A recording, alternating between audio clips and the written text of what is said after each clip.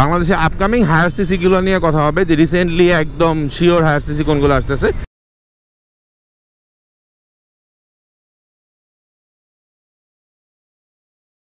সুন্দর একটা লেক, বিকালবেলায় সন্ধ্যাবেলায় এটার পাশে হাঁটা বসা অনেক জোস। অনেক দিন যাবৎ ভিডিও একদম স্লো হয়ে গেছে না, ভিডিও দেওয়াই হচ্ছে না, টুকটাক করে দিচ্ছি, আবার শুরু করে দিচ্ছি, সমস্যা নাই। এখন যদিও আমাদের কেপিটি সিরিজ ভিডিও চলতেছে, কিন্তু তারপরেও আসলে প্রচুর পরিমাণে প্রশ্ন আসে আমার ফেসবুক পেজ এবং ইউটিউব চ্যানেলের কমেন্টে যে নতুন হায়ার সিসি বাইক কী আসবে।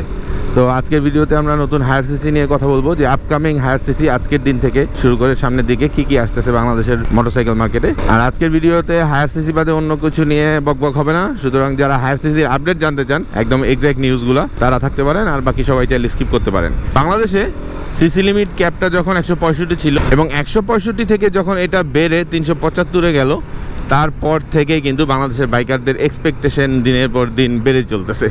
বিভিন্ন ধরনের মডেলগুলোর এক্সপেকটেশন চলে আসছে, অবশ্যই একটা বেটার প্রাইসে। কিন্তু চ্যালেঞ্জ যেটা হয়েছে যে চাইলেই তো আসলে যে কোনো একটা মডেল বাংলাদেশে লঞ্চ করা যায় না, আসলে বাংলাদেশে চলবে কিনা, কত ইউনিট চলবে। এখন আপনার ভালো লাগে, আমার ভালো লাগে বলেই যে এটা মার্কেটে ইউজারদের মধ্যে সবার মধ্যে ভালো লাগবে বা ওই রকম একটা ইউনিট সেল করবে, এই জিনিসটা তো আসলে ব্যালেন্স হয় না বা এই জিনিসটা মিলে না।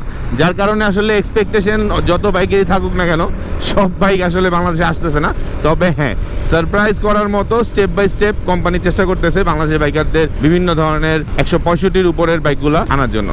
সেই সুবাদে অনেকগুলো বাইক লঞ্চ হয়েছে, এর মধ্যে সিএফ সবচেয়ে বেশি সারপ্রাইজ দিচ্ছে। রিসেন্টলি সিএফ NK300, পাশাপাশি আরেকটা ওরা হাতির বাচ্চা বলতেছে বেসিক্যালি, কারণ 125 সিসির বাইক কিন্তু অনেক ফিচার দেওয়া আছে, যার কারণে প্রাইস অনেক হাই হওয়ার সম্ভাবনা আছে।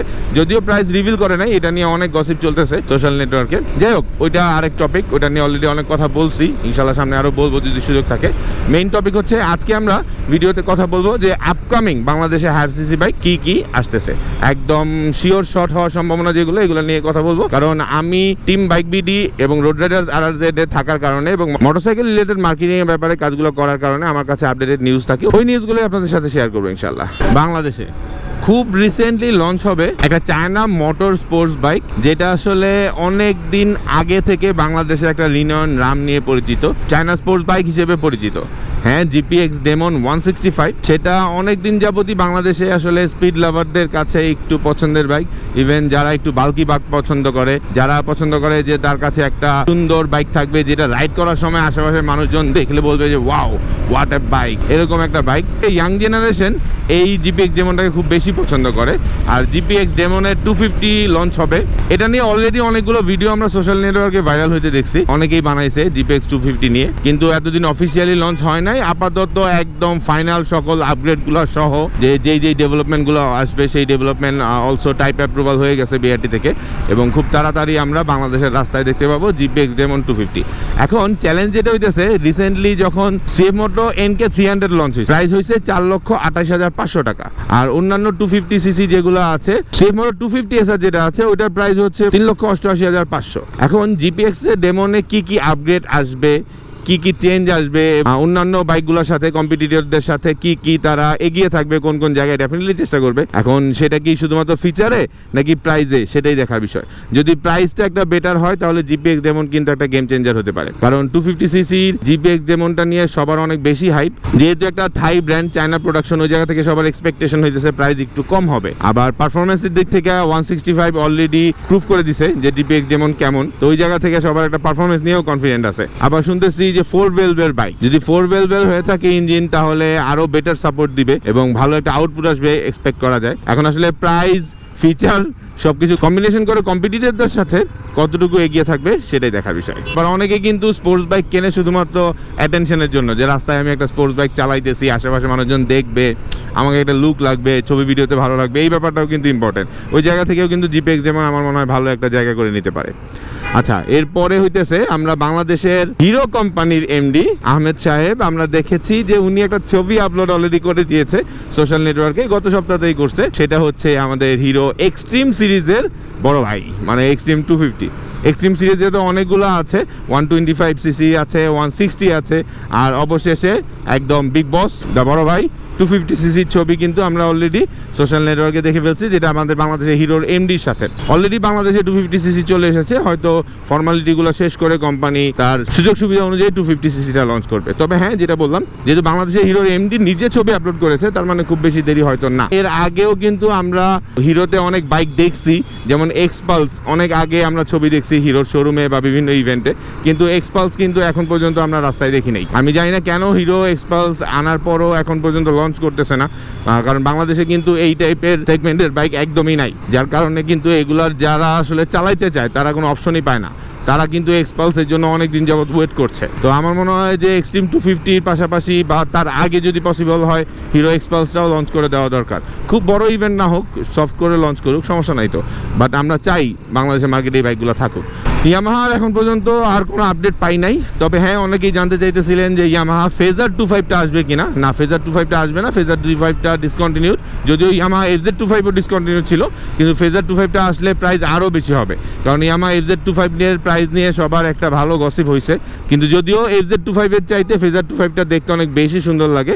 আমি নিজেও পার্সোনালি 2টা ফেজার চালাইছি পরপর, যার কারণে ফেজারের একটা আলাদা ভাইব আছে, ফেজারের একটা আলাদা কাস্টমার বেসমেন্ট আছে যারা আসলে ফেজার পছন্দ করে। তবে হ্যাঁ, ইয়ামাহার গ্রে মার্কেটে একটা বাইক দেখা যাচ্ছে FZ এর হাইব্রিডটা, যেটা আসলে যারা ইম্পোর্ট করতেছে তারা ক্লেম করতেছে যে 60+ মাইলেজ দিবে। মোটরসাইকেলের হাইব্রিডের ব্যাপারটা তো আপনারা কম বেশি সবাই জানেন, যারা গাড়িতে ইউজ করেন বা যারা কার লাভার আছেন তারাও বোঝেন, যেটা হচ্ছে যে ব্যাটারি আর অয়েল কনজাম্পশনের একটা কম্বিনেশন হবে, যে ব্যাটারি একটা সাপোর্ট দিবে, তারপরে যখন আপনি হাই এক্সেলারেশন দিবেন তখন ফুয়েলের একটা সাপোর্ট দিবে।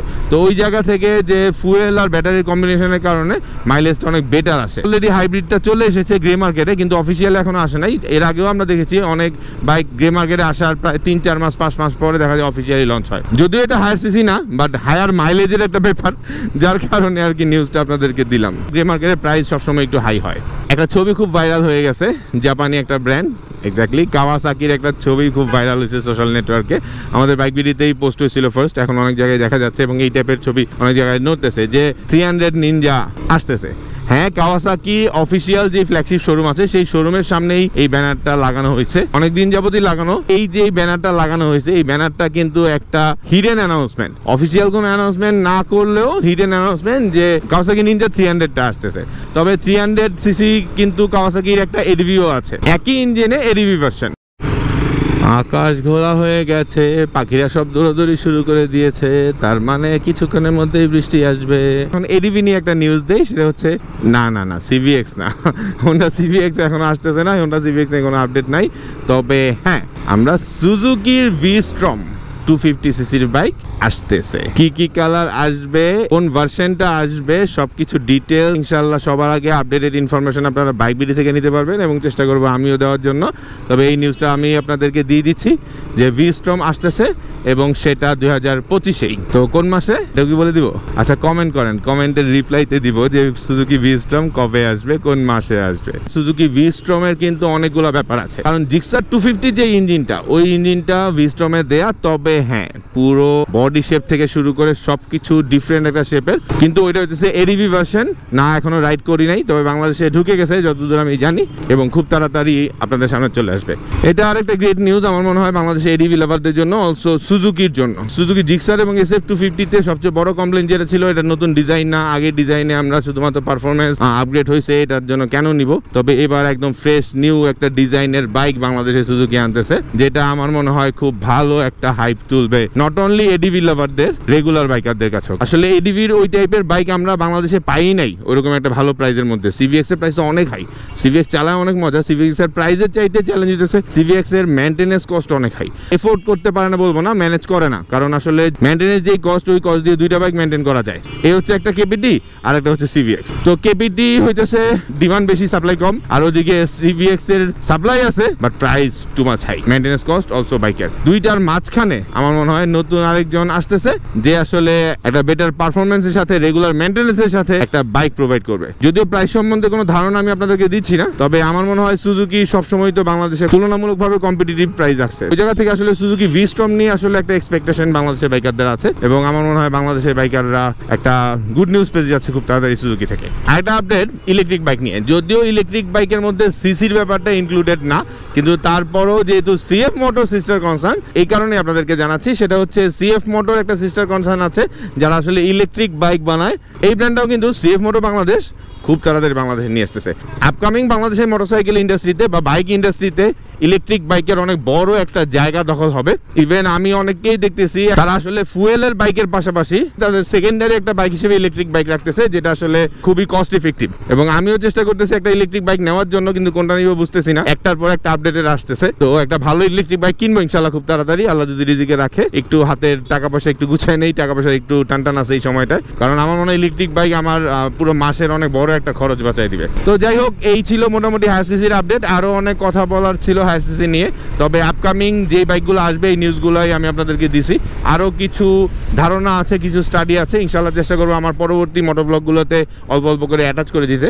তবে মেইনলি এই বাইকগুলোই খুব তাড়াতাড়ি আসতেছে, যেগুলো আসলে খুব তাড়াতাড়ি বলতে খুব তাড়াতাড়ি। এই নিউজগুলো দেওয়ার জন্য আজকে আসছি। আর ঝড় আসতেছে অনেক জোরে, তাড়াতাড়ি গন্তব্যে পৌঁছাইতে হবে। আর হ্যাঁ, এই কেপিটি নিয়ে সিরিজে কিন্তু অনেকগুলো ভিডিও আসবে এবং এমন কিছু ভিডিও আসবে যেগুলো আসলে অন্য কোনো সিরিজে আসে নাই।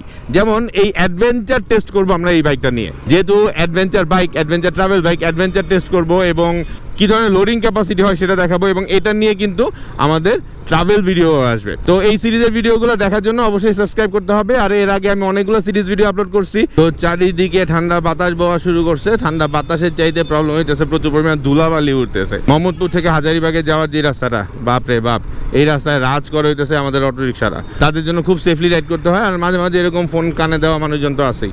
সেফলি বাইক রাইড করবেন, কারণ এখনকার সময় ঢাকা শহরের রাস্তায় আসলে ট্রাফিক পুলিশ চাইলেও ম্যানেজ করতে পারতেছে না, এতটাই বিশৃঙ্খলা করতেছি আমরা নিজেরা, আমরা যারা রাস্তায় চলতেছি।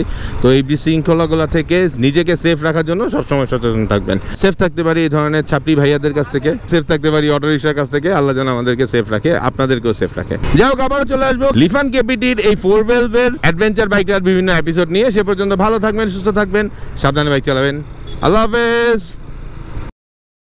রাস্তার কাজ চলতেছে, একটা জায়গায় ভাঙা অংশ, সেই জায়গায় বৃষ্টির পানি জমছে আর বাচ্চারা এখানে গোসল করতেছে। জিনিসটা আসলে হয়তো হাইজেনিক না, কিন্তু দেখে ভালো লাগতেছে, কারণ ঢাকা শহরে আসলে খেলাধুলার জায়গা তো নাই। তো যতটুকু সুযোগ পায় বেড়ে ওঠার এই শৈশবের আনন্দগুলো অনেক জোস, নাইস। মিস করি আমি আমার শৈশবকে।